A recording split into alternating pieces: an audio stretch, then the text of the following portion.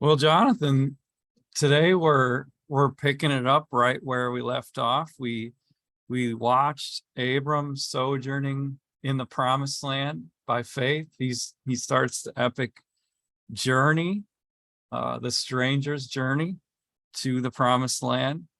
And now we're arriving with him to Egypt.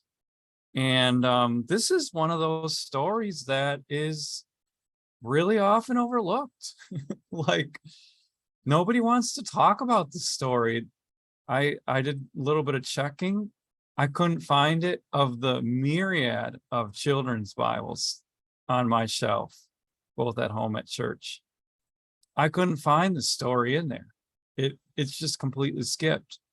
I don't think somebody could fact check this. Maybe they should, but I don't think anyone ever preaches on it. I don't think it ends up in a lectionary at all. Like, this is one of those stories that isn't meditated on, and that's a really interesting thing. And we'll talk about this later, because the scriptures want us to think about this story a lot. Like, three times this story is going to come up. So I guess that makes it important. And the reasons will become clear, I think, as we go. Yeah. Like, if it was in the Bible once, it'd be important enough, wouldn't it? Like, God always has something to say to us. But this one's in the Bible three times. And that's makes it pretty important. Now, I think what we agreed to do, Jonathan, help me understand if I'm not understanding right, is we just want to take you on a ride here today. And we're not going to tell you up front why you need to come along, but you need to come along as we look at this really overlooked story in the Bible. Do you want to take us into it, Jonathan? Well, first of all, welcome everybody back to the Notable podcast. Timothy, my twin brother, pastor, Sure Foundation, heart of New York City there in Queens. And I'm Jonathan. I'm pastor at St. Mark in the heart of southern Minnesota, here in Mankato. And we're excited to bring you into this. We're gonna take this scripture apart basically in 4 different ways. And we're going to do, by the way, we're going to do a whole lot more than take it apart. Hopefully we're going to actually put it together for everybody. But sounded like a surgery, or I didn't like that metaphor when it came out of my mouth. But we're going to work at this in 4 ways. And so we're going to start out just reading a bit of the text, but by the end of it, hopefully we have the story really packed in pretty good, and understood at a profound depth. But so we're in Genesis chapter 12. I just want to read it.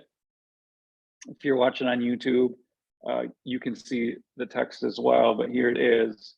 If you're just listening to it on podcast, this is verse 10. Now there was a famine in the land, and Abram went down to Egypt to live there for a while, because the famine was severe.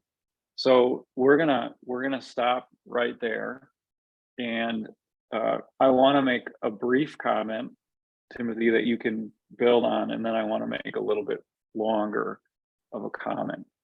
The briefer comment that I want to make, that we could meditate on more, maybe in another podcast, is that here we have Abram, who has just started out on his faith journey. And one of the very first prominent things that the Lord does in his life is send into it a famine. And that is not unlike God.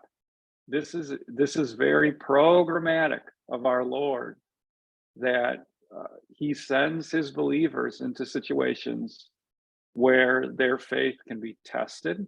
And I'm using that in a theological sense, like he's strengthening our faith. We're going to see by the end of this that Abram comes out of this better than ever. And no doubt that was the Lord's object, even if it gets really messed up along the way. But hey, you're new in the faith, you're coming into the faith, even if you've been in the faith a long time. One of the features of God's plan in our life is he sends famines. Well, it's a really important thing. Like, Abram sent off to the promised land, and you almost expect like the Disney ending right away. Like, oh, and then they lived happily ever after. He gets there, he finds this wonderful place, it's flowing with milk and honey. And all of a sudden, we find out that it's not flowing with milk and honey at all. So again, like we talked about last time, the promise meets incredible resistance and in opposition. And here Abram has to make really a very difficult choice.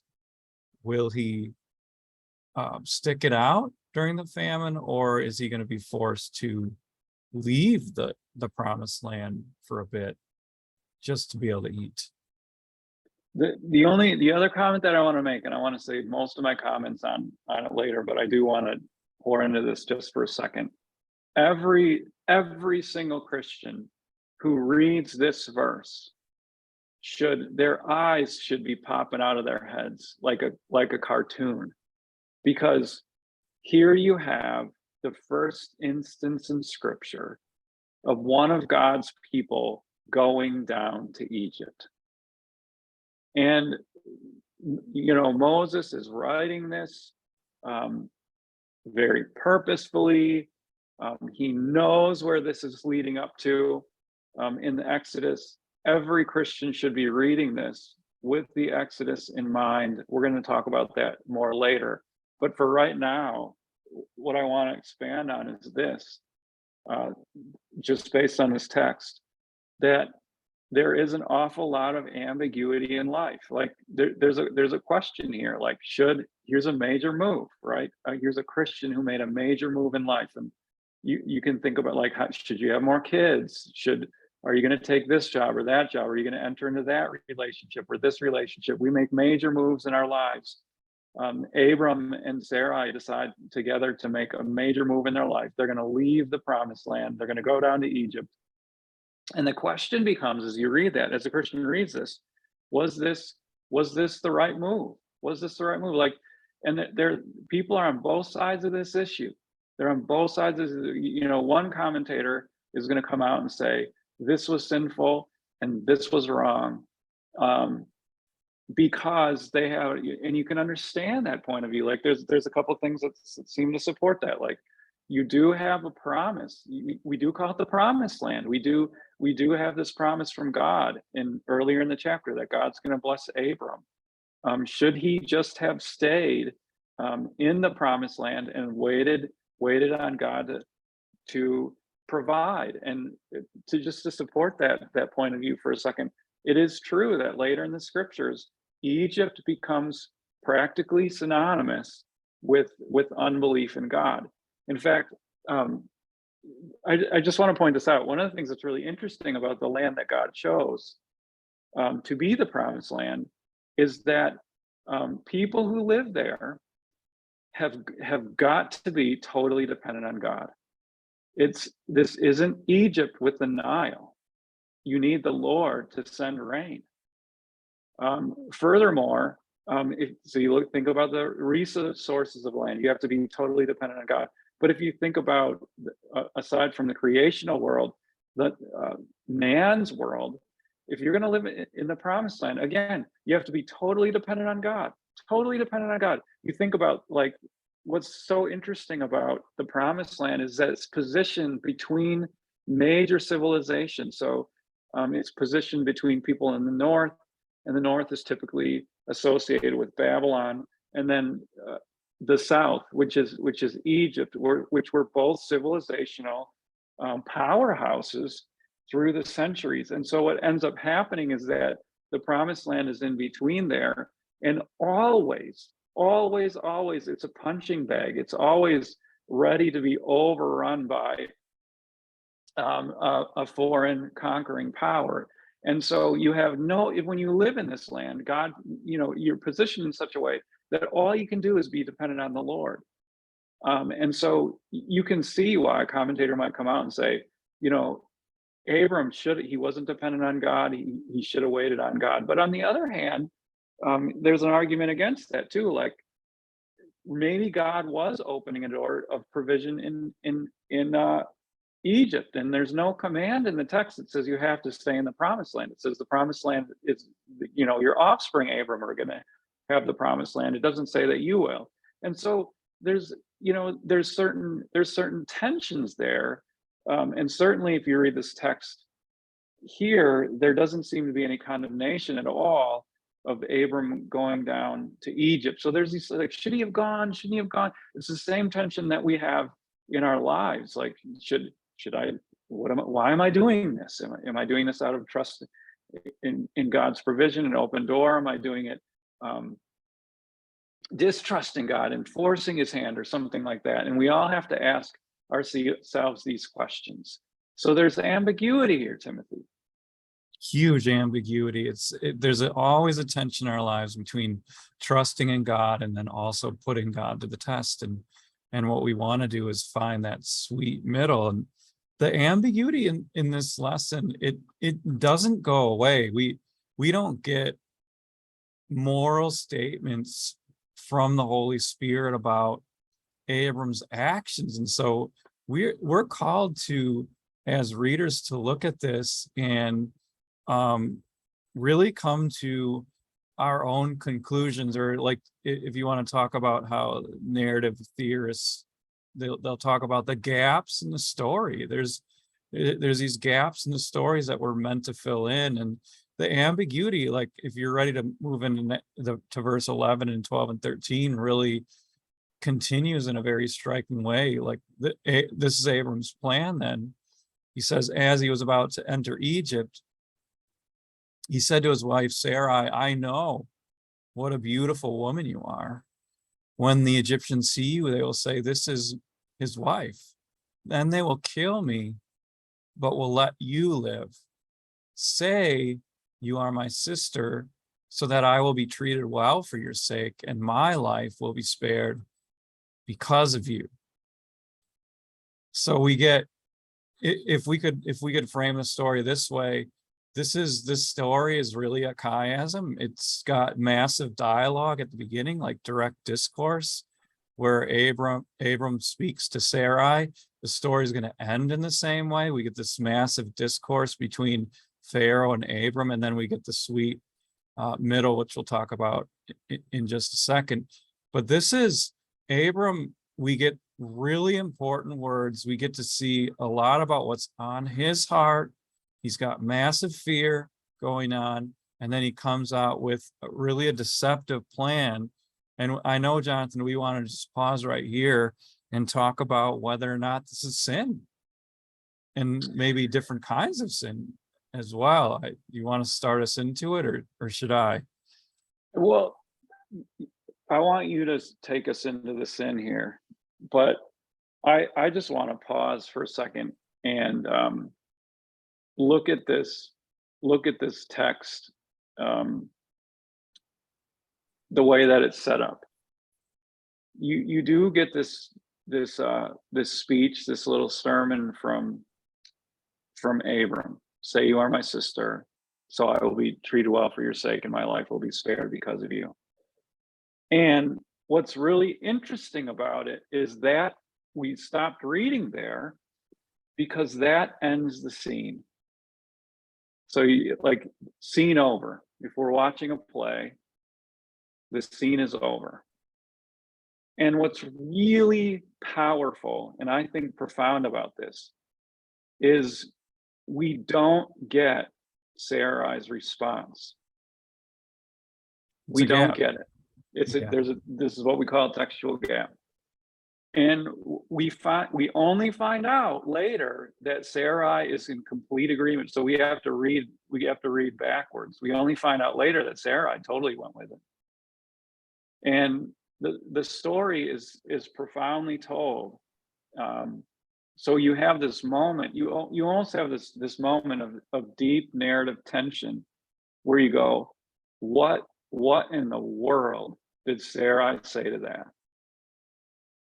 My own experience of this text is, I was preparing for this, and I went and I said to my wife, I want to read this to you because I really wanted to hear a woman's perspective on it.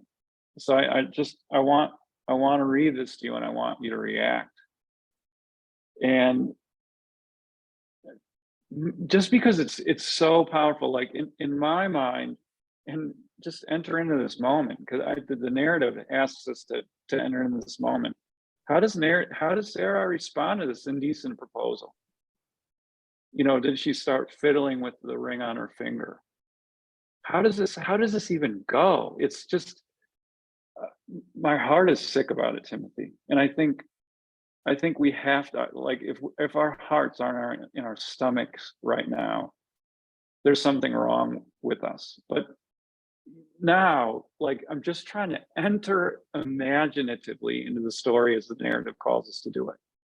And I think when we do that, we're ready to actually look at what's going on here spiritually. Yeah. So I guess I wanted to just talk about the different, I kind of think about Abram on an elevator of evil. Yeah. I like, in that he's just ascending. And I don't know that we should really like say that one sin's worse than the other. But the first thing that he does, I got at least 5 things that he does wrong. And I want to say the last one is deception for last. So we can pour into that a little bit extra. But the first thing that he does is that he dishonors his marriage. He basically, I don't know if the ancients wore rings. I kind of doubt that they did.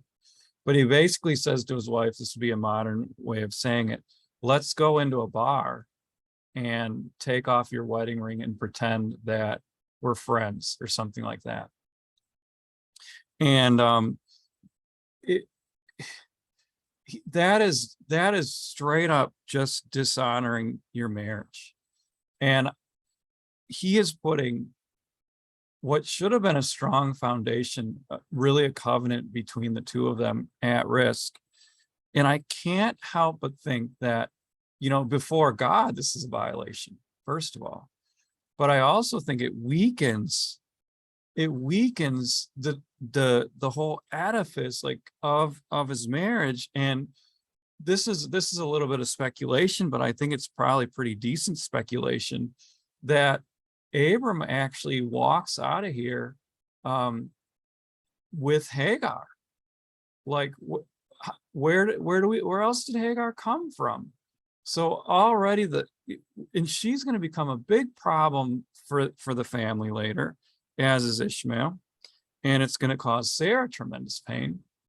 So not only that, but already it's kind of laying the foundation for Abram's sexual unfaithfulness to Sarai later, because Abram was willing to at least risk the same thing in Egypt, in reversed roles, really. So this is a big problem that has huge ramifications later in your life. And honestly, like, I was thinking about how we dishonor marriage ourselves, and I think some of it is when young people think it's actually a good idea to act like you're married before you're married, and that's actually going to help the marriage. But I think what we have to understand is anything that we do to dishonor marriage, either before we're married or after, is going to have huge ramifications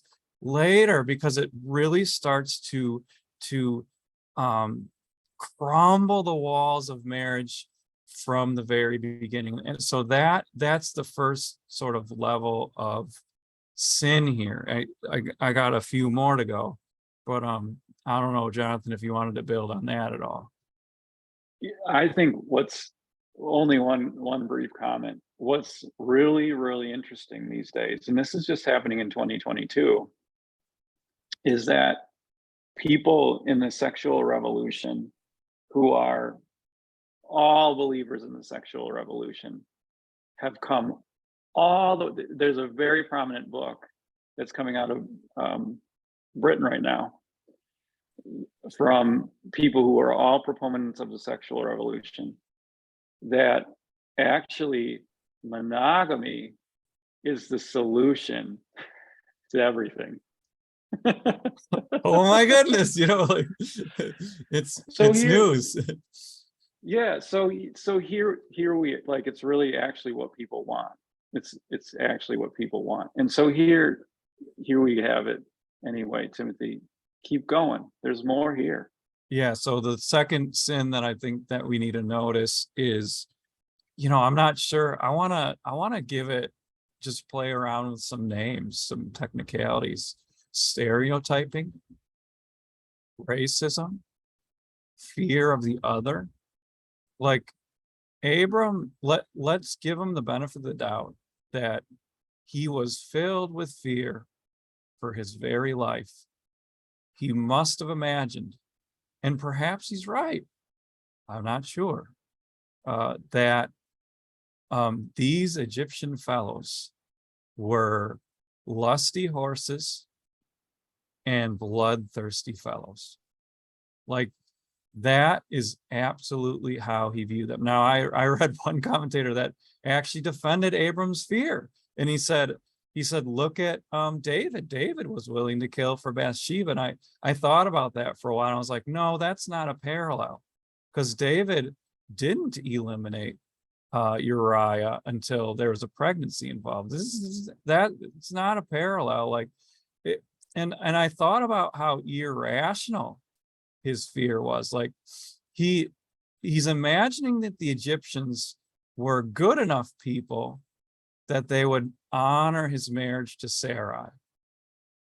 But at the same they're not okay time, with adultery. They're not yeah, okay like, with adultery. we won't just take her and do what we want with her. That's not something that he imagines they do. But he does imagine, and he really believes, that they would end him so that they could marry Sarah.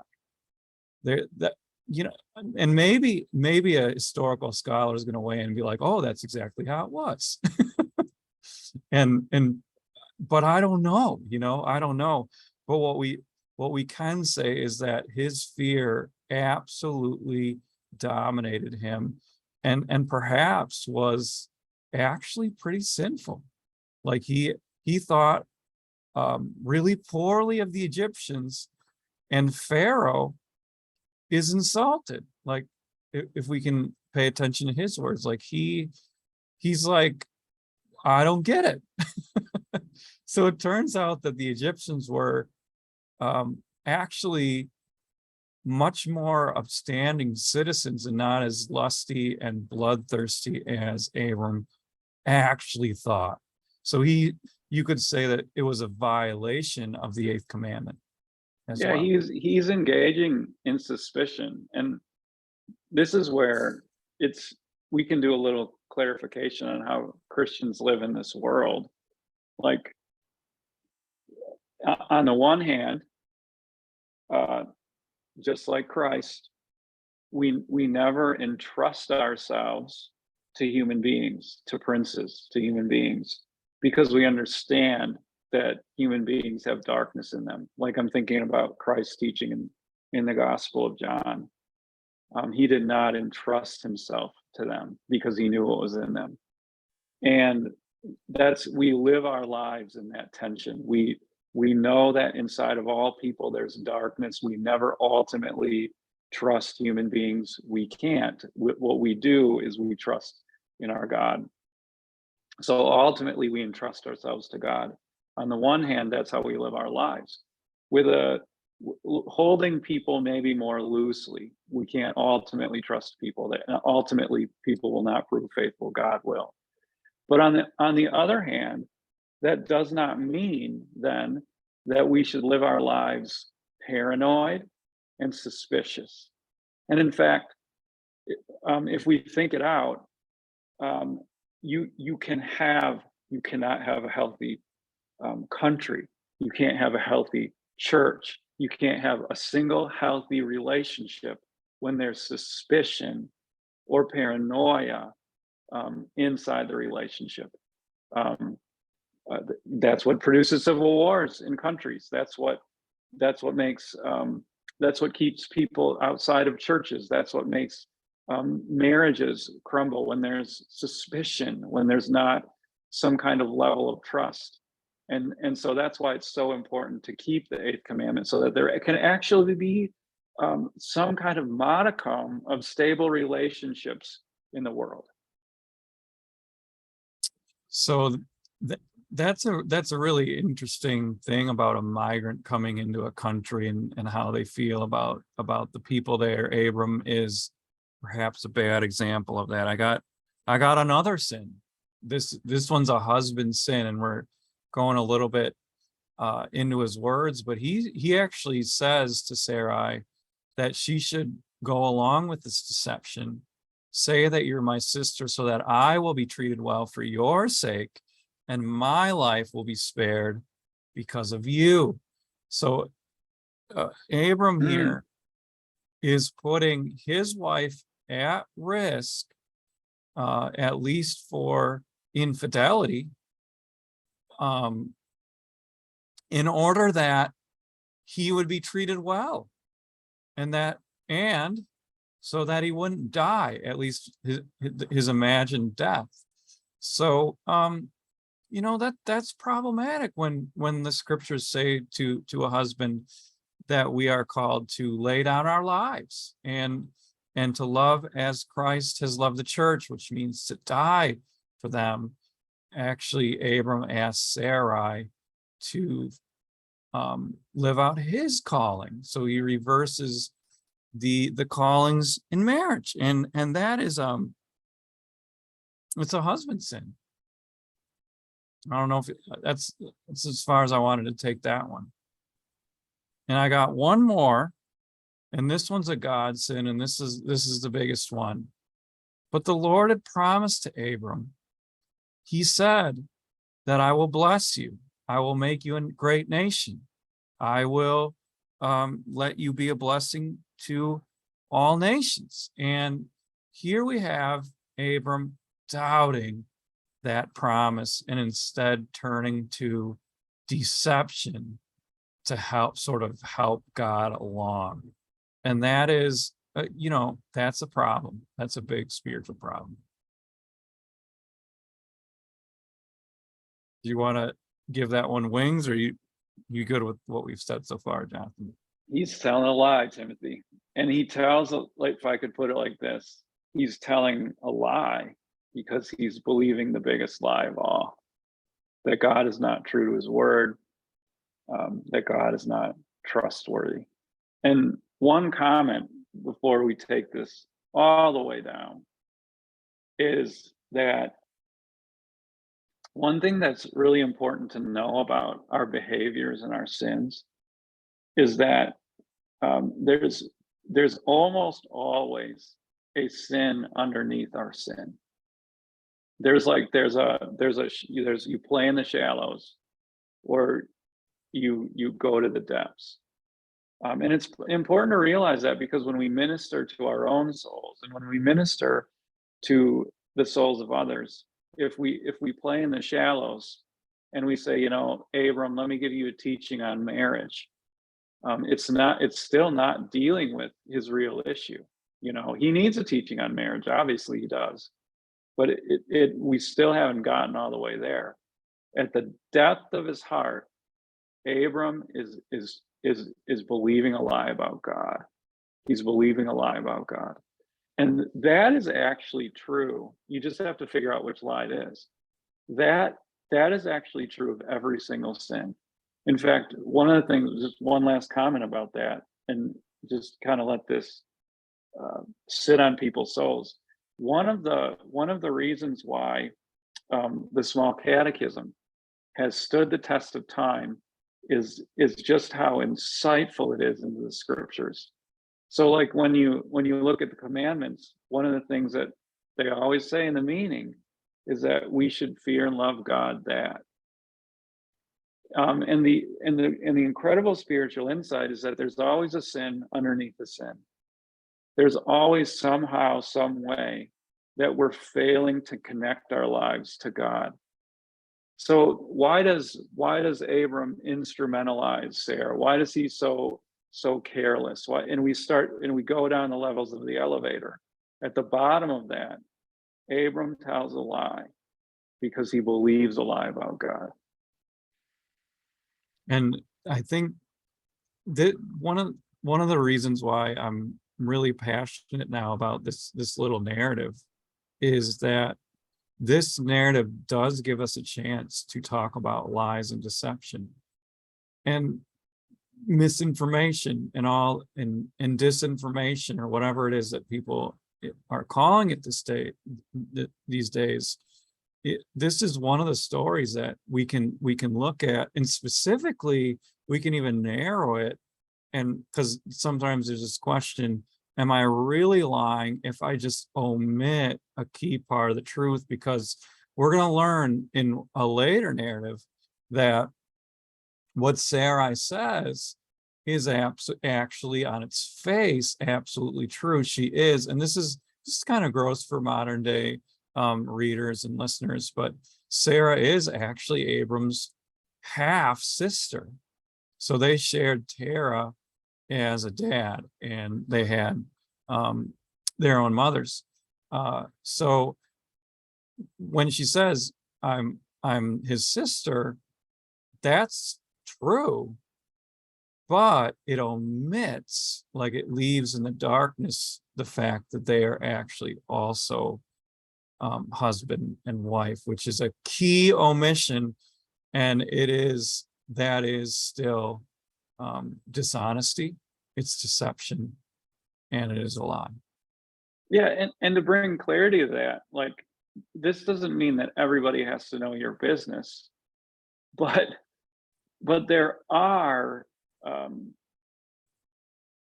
some issues that people just need to know, like, for example, that somebody's your wife. Like that's actually something that everybody needs to know, which is why we typically wear wedding rings, because hey, people got to know you're off the market. So it is a lie. You aren't sharing information that really needs to be shared so that people can interact with you in relationship appropriately. Right. So I think it's helpful. Christians in the past, and I think St. Augustine specifically, actually would put lies in 3 different categories. And it was helpful. I did a little reading on this. It was helpful for me. The first category of a lie or deception would be playful lies. And these are the lies that kids are always kind of living out, like when little kids pretend to be princesses and stuff. That's just play, and grown-ups, they actually call it, like if you go to Broadway by me, they call them plays, and we're asked to suspend for a minute our belief and pretend that these people are playing a different role in life. But it is a deception, but we're all in on it, and that would be the difference. So it's not sin to pretend when everybody knows what's going on. So that's the first kind of Timothy, I want to nuance that just for a second before you go on to the next thing. There are people who suspend reality in a playful way, and it's not sin. But there are people who do it in like they suspend reality and everybody knows they're doing it, but it's actually highly dangerous. That happens on the internet all the time. And so it has to be for when like in theater or in art, or you're telling a story, it does need to have the benefit of the common good in mind. So like, for example, I'll give you an example of this, like a playful lie that's for the benefit. You gave one, like child play. Absolutely. Kids are learning through their imagination to interact properly with the world. It's for the common good. But like we had a VBS here at St. Mark, and I pretended, and everybody was in on it, that I was a rainforest explorer, and we were doing research in the rainforest together. And everybody knows I'm a pastor. Nobody thought I was actually a research explorer, and that was for the benefit of the common good. But when you enter into an imaginary world, and it's not, and everybody knows you're doing it, but it's not for the benefit of the common good. It's so that you can practice escapism or engage in some other kind of inappropriate activity. That kind of playful lie is not playful at all. That's highly damaging to people. So I just want to nuance that a little bit. I appreciate that. That's a good nuance. So let's go on to the next slide. The next kind of lie would be called, they call it an obliging lie. This is the lie I was actually reading in my devotional life. David's wife, Michael's dad, Saul, wanted to kill David. And so Michael deceived her own dad and, used goat's hair to fashion a figure that looked like David was with her in bed when he really wasn't. And then Saul's lynch mob goes in there about to kill David. He's not there. That's a lie. Or you can think about like the Underground Railroad here in the United States, where people would actively lie to keep runaway slaves away from their owners. Or you can think about trying to save Jews in Nazi Germany. Like, you would have to, I'm sure there was deception and lies involved. The difference, and these are not like, this is where Christians can get into some really troubling scenarios where they are actually, risking their own life. They tell a lie that does not benefit them at all, and instead saves the life of another. See, and this is where we would say, this isn't sin. This is something that we're kind of forced into in a sinful world, an obliging lie. And then the last kind of lie then would be what the ancients called deadly lies. And these are lies where we deceive somebody. We do it at the expense of our neighbor. So it's the exact opposite of what we just talked about. And we do it for our own advantage. And the vast majority of deception and lies falls, sadly, into this third category, deadly lies. And I just don't have any heart in me to argue that Abram is deceiving and lying to oblige. He's doing it for his own advantage at the expense of neighbor, both Pharaoh and his own wife. Yeah, and Timothy, even more so, like, and we can comment on this at the end of the text too, but Abram doesn't have any heart for that either. Like, he gets called on the carpet for it, and he does not defend himself.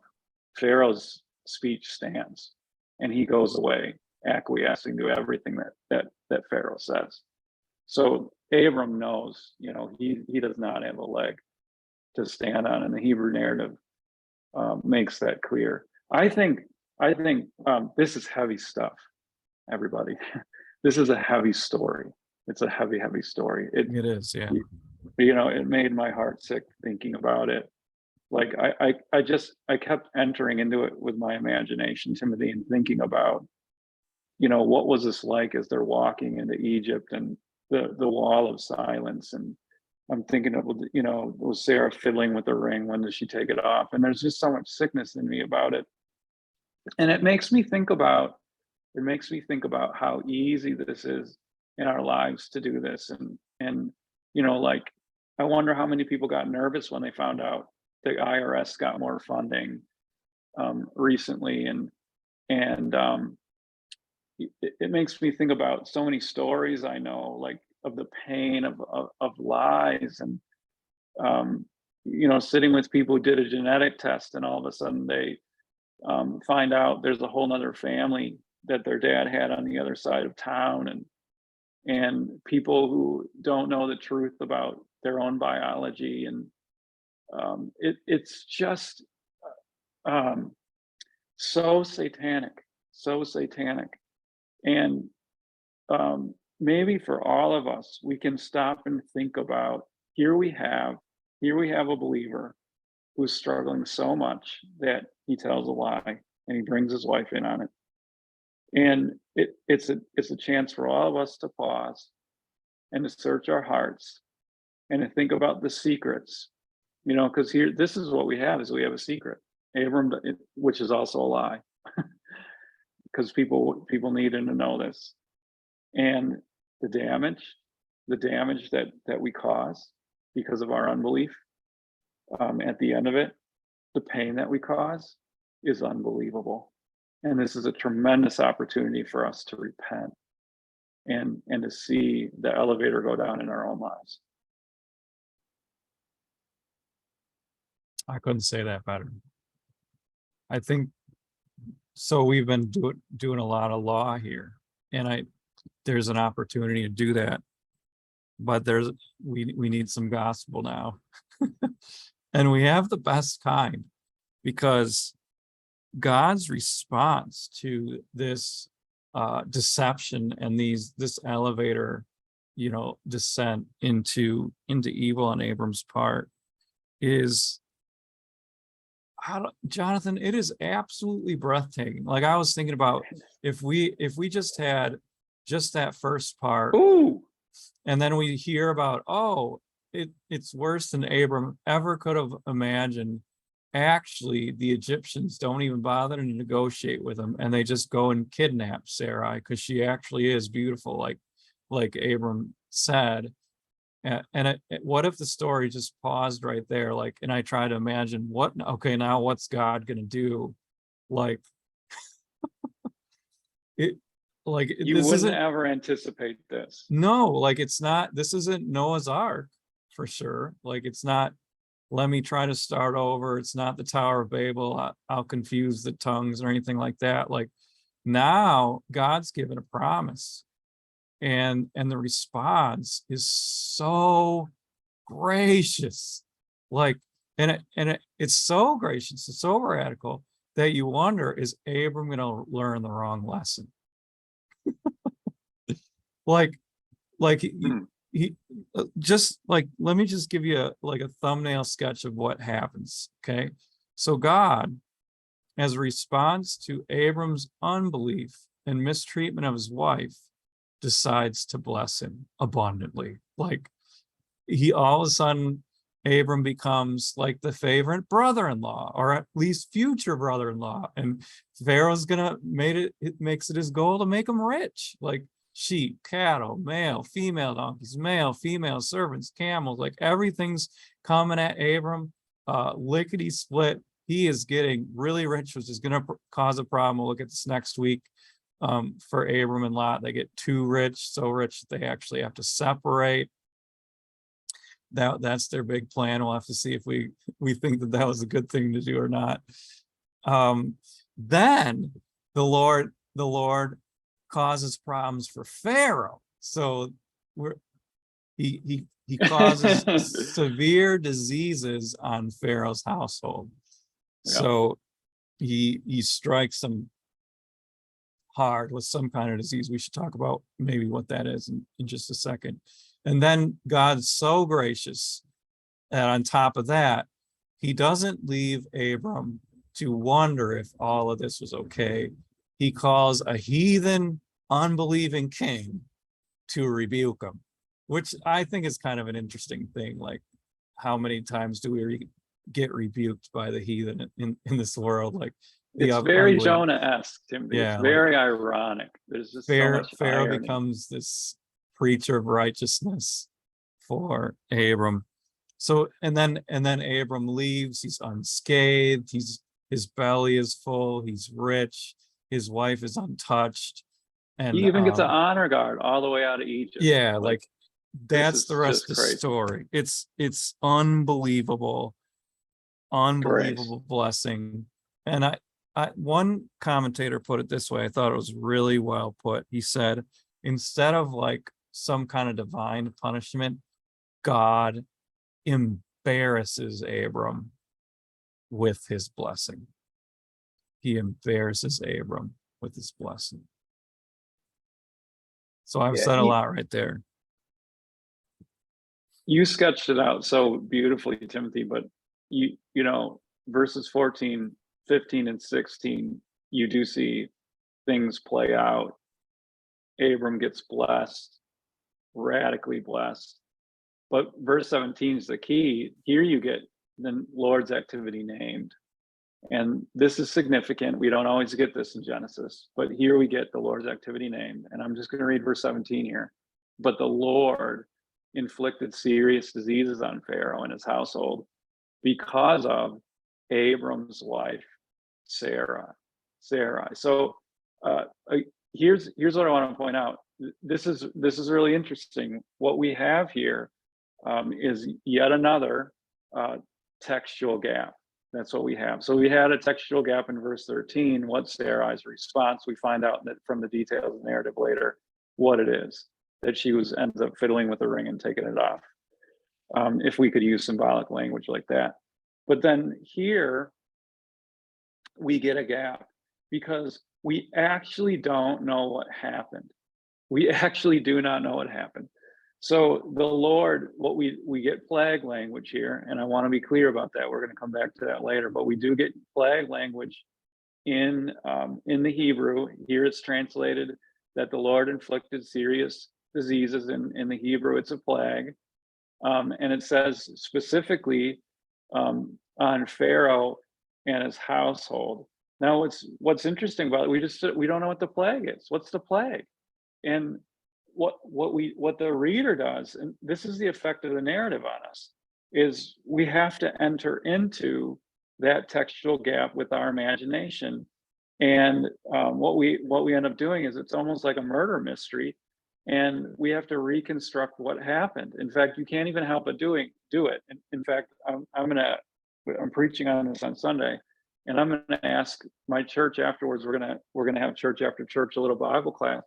And I'm going to ask people, like, what did you think? Like, how did you reconstruct this? Because inevitably we end up reconstructing it. And I can give you a couple different proposals, as people enter into this scenario. People push it pretty hard. Like, on the one hand, of course, one of the most famous commentators on this is Martin Luther. His Genesis lectures are very rich. And Martin Luther enters into a reconstruction. And he thinks what happens here is that the pregnant women in Pharaoh's household have very difficult deliveries and end up, people end up dying. And he reconstructs it that way. Jewish commentators, like a guy named Rashi, he reconstructs it by imagining that this is really some kind of STD, and even imagines like a almost like a bedchamber scene. Like, some Jewish commentators go that far, where Pharaoh and Sarai are together in a room, and Sarah's like, well, I know why that happened, and so nothing happens between them. The Moses says nothing about it. The only thing we know is that Pharaoh and his household have this nailed down, that it is because of Sarai. We have no idea why they knew it was because of Sarai. We have no idea what the plague was, but somehow everybody knew that because Sarai was in their midst, that this deadly plague was going on. One last thing, just to help push the story forward. This helps people people can be more moral than you expect. Let me just say that. It is absolutely clear here that Pharaoh does not immediately bring Sarai in. And in fact, the parallel is the Esther story. And in the Esther story, there is a significant amount of time that's taken before Esther is brought to the king. And so Sarai is kept pure here. She's kept sacred for Abram, and the Lord graciously, as he said, and it's just an embarrassment of riches here, graciously protects Sarai and their marriage, and by virtue of doing that, the promise that is ultimately Christ. So I guess I just wanted to kind of bring this all around then and talk about what this means in our life. And I guess we have to, be careful about how we talk about this, but I'm going to say something really radical. God blesses Abram's sin here. He puts his hand on it.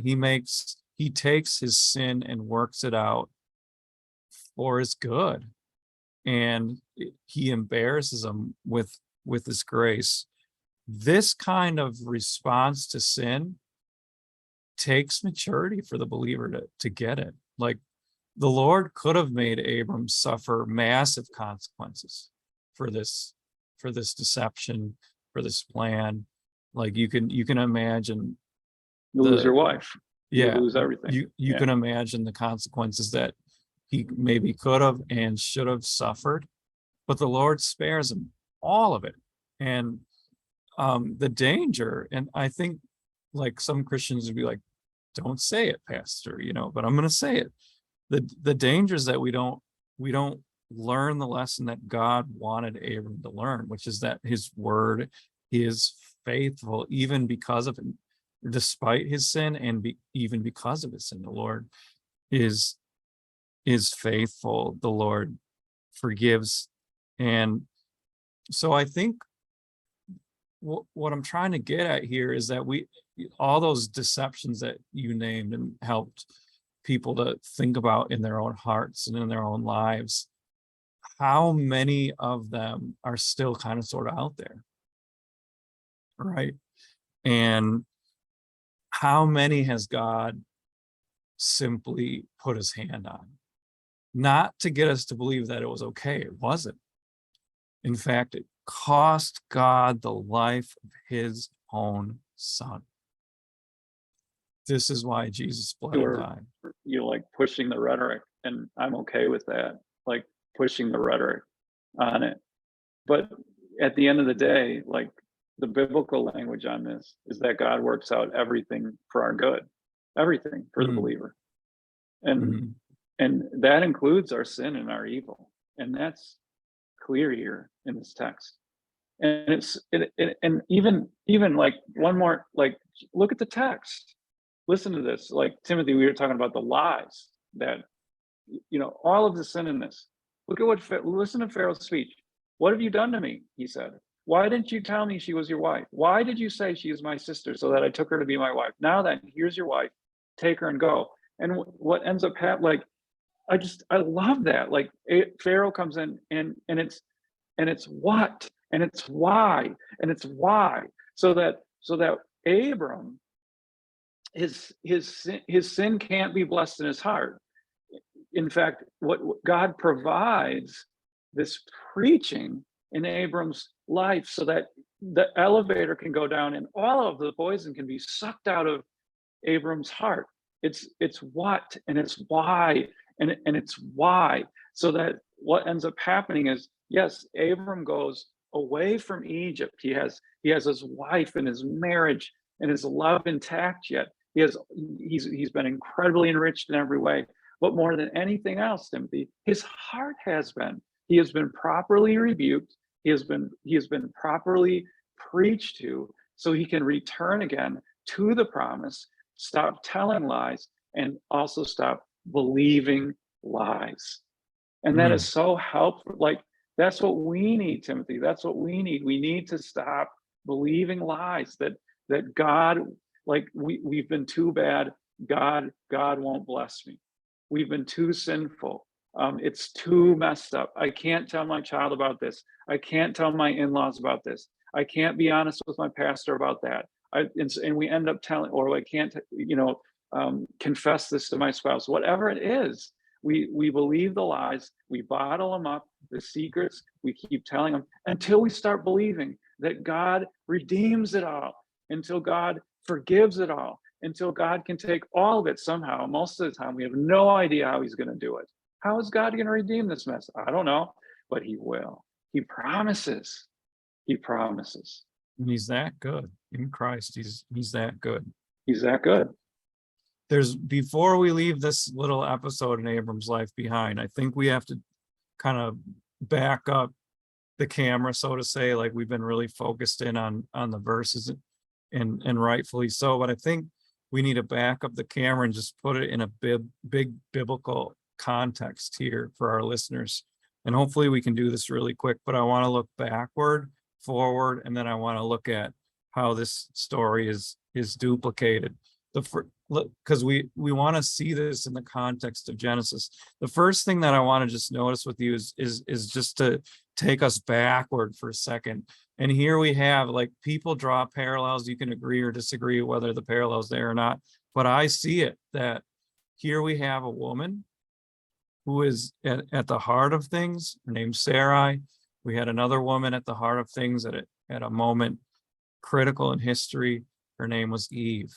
And in that I lost my train of thought for a second, but in both sections we have a temptation taking place.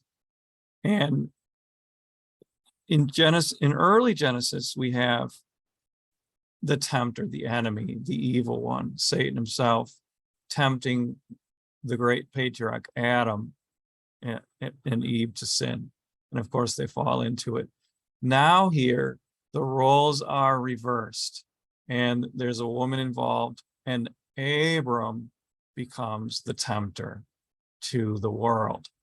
And of course, the curses and blessings get reversed in Christ because of God's word, which is a really interesting way to look at things. So there's that. Like, we want to look back, but we also want to look forward to there's definitely even stronger parallels to a later story in the Pentateuch.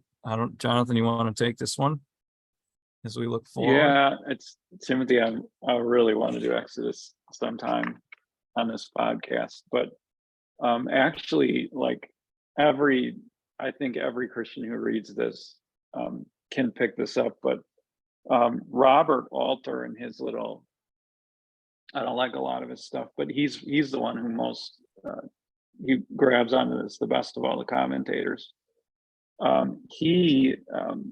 He points out that this is absolutely foreshadowing the way that God's people went down in Egypt at the end of Genesis, and then the way that Exodus brings them back up out. And here you get echoes of the Exodus account. I mean, just absolutely massively. Here you get, they go down to Egypt. You even get a Hebrew male. You get a Hebrew male who is threatened with death. You get echoes of this, and if you want to look at this, Exodus 1 verse 22, you get this is the story where you get Pharaoh. You get your first, Pharaoh, and God's people are facing off, and then you also get this record that Abram here spoils the Egyptians, to use the language of Exodus. He spoils the Egyptians, so he comes away enriched massively, and he comes up out of Egypt. And so you what we start to learn here is who is the God of Abraham, Isaac, and Jacob, and who is the God of the Exodus. We're getting God's characteristic actions down, if I could put it like that. He is the God who brings us up out of Egypt, brings us up out of enemy circumstances, hostile, threatening circumstances, to safety back in the promised land.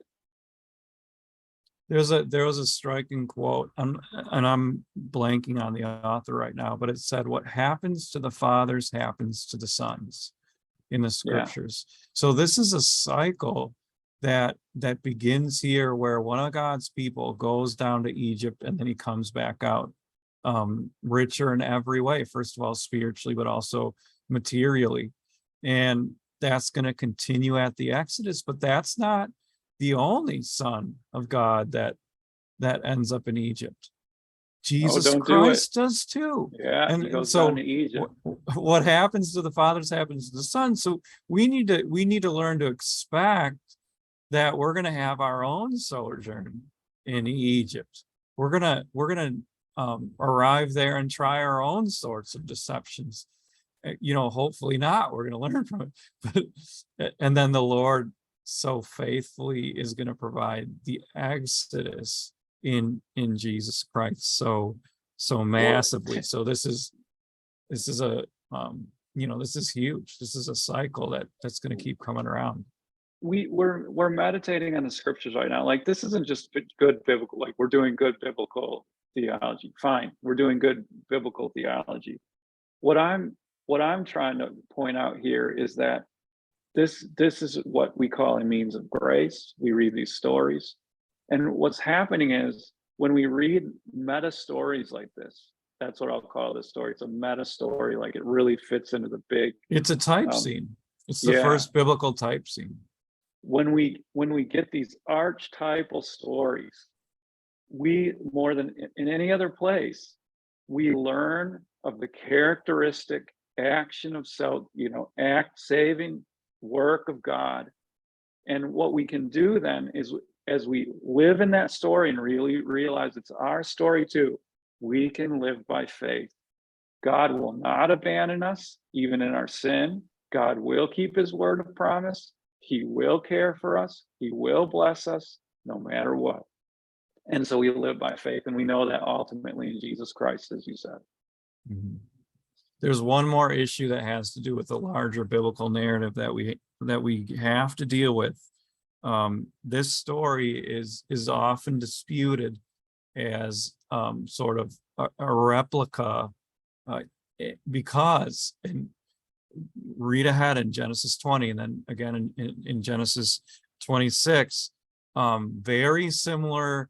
This is sad to say, actually. Like, this is going to be a little bit of a down note, but Abram's going to try this out again.